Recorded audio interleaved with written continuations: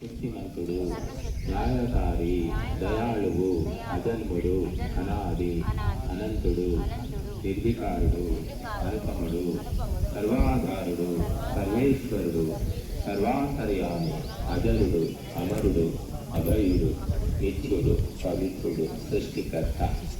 అతనిని ఉపాసించుట యోగ్యము. ఇప్పుడు ఆ పరమాత్మను 8 మంత్రాలతో ప్రార్థిస్తాము. వచ్చిన వాళ్ళు చెప్పండి, రాని వాళ్ళు పుస్తకం చూసుకొని చెప్పండి.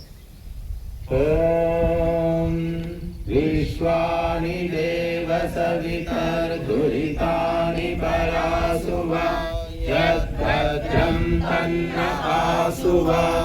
ఓం హిరణ్యగర్భ సమవర్తదాగ్రే భూతస్య జాతా పతిరేకాశి సదాధార పృథివీం వ్యాముదే మాం తస్మై దేవాయ హవిషా విధేమ. ఓం య ఆత్మదా బలదా యస్య విశ్వ ఉపాసతే ప్రతిశం యస్య దేవాః యస్య ఛాయామృతం యస్య మృత్యు తస్మై దేవాయ హవిషా విధేమ.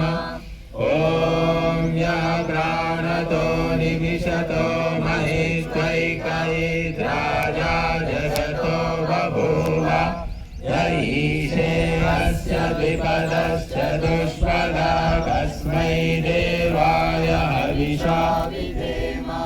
ఓం येन द्यौरुग्रा पृथिवी च दृढा येन स्वस्तभितं येन नातः यो अन्तरिक्षे रजसो विमानः तस्मै देवाय हविषा विधेम.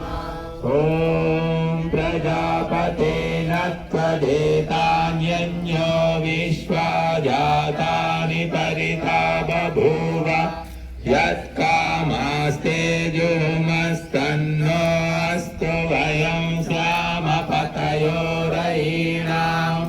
ॐ स नो बन्धुर्जनिता सविधाता धामानि वेदभुवनानि विश्वा यत्र देवामृतमानशाना स्मृति धामन्नयन्तः.